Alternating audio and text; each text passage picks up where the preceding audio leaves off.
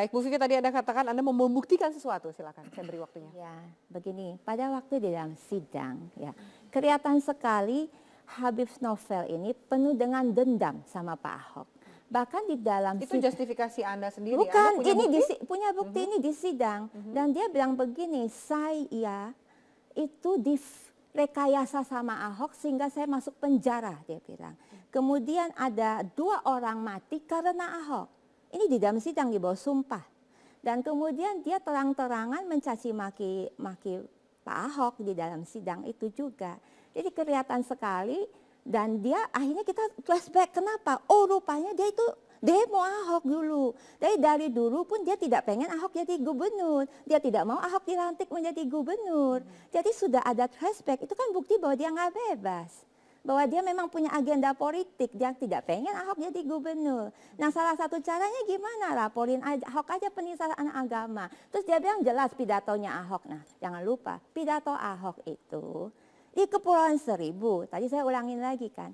Dia bilang ini orang, saya bilang Bapak tadi melapor, kita tanya nih, atas nama umat se-Indonesia.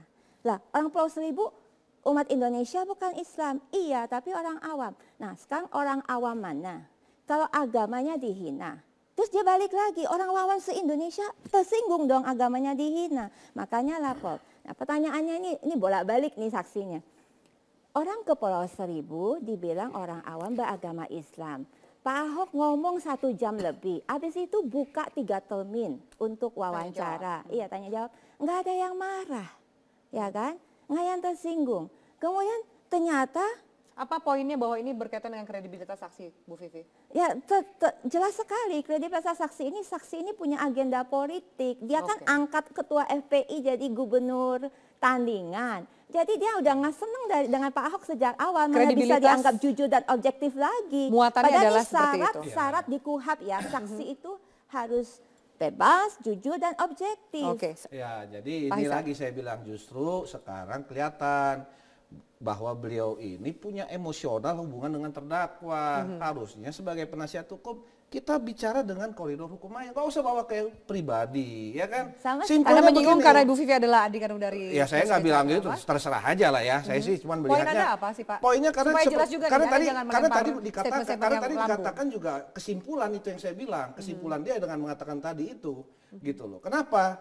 Bahwa kita udah nggak usah ribet-ribet lah, nggak usah susah-susah. Ya, ini saksi pelapor yang melaporkan ada suatu peristiwa hukum.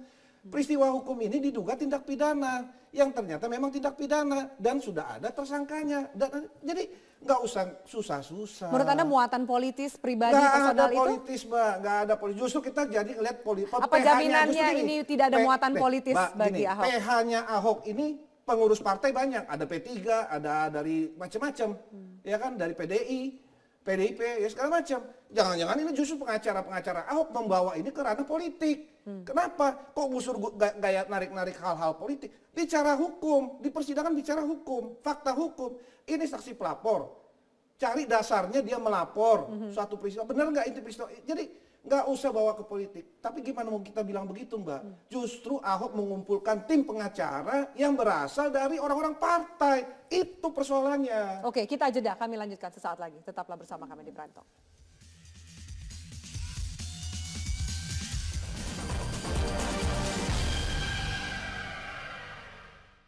Ahmad Dhani kembali diperiksa Polda Metro Jaya sebagai saksi dalam kasus dugaan makar Rahmawati Soekarno Putri terkait penangkapannya di hotel.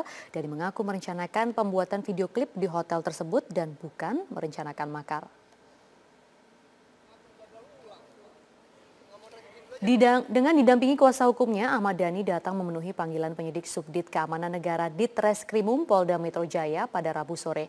Kedatangan Ahmad Dhani untuk memenuhi panggilan sebagai saksi terkait dugaan makar Rahmawati Soekarno Putri. Ahmad Dhani dipanggil penyidik untuk melengkapi keterangan Rahmawati dan hari Selasa sore Rahmawati telah diperiksa penyidik Subdit Kamnekdit Ditreskrimum Polda Metro Jaya di kediamannya di Pasar Minggu, Jakarta Selatan. Ahmad Dhani juga menegaskan terkait penangkapannya di Hotel Saripan Pasifik tanggal 2 Desember lalu, dirinya membantah secara tegas bahwa pertemuan itu terkait makar. Dhani mengaku kehadirannya di hotel itu bersama putranya untuk merencanakan pembuatan video klip pada 2 Desember lalu.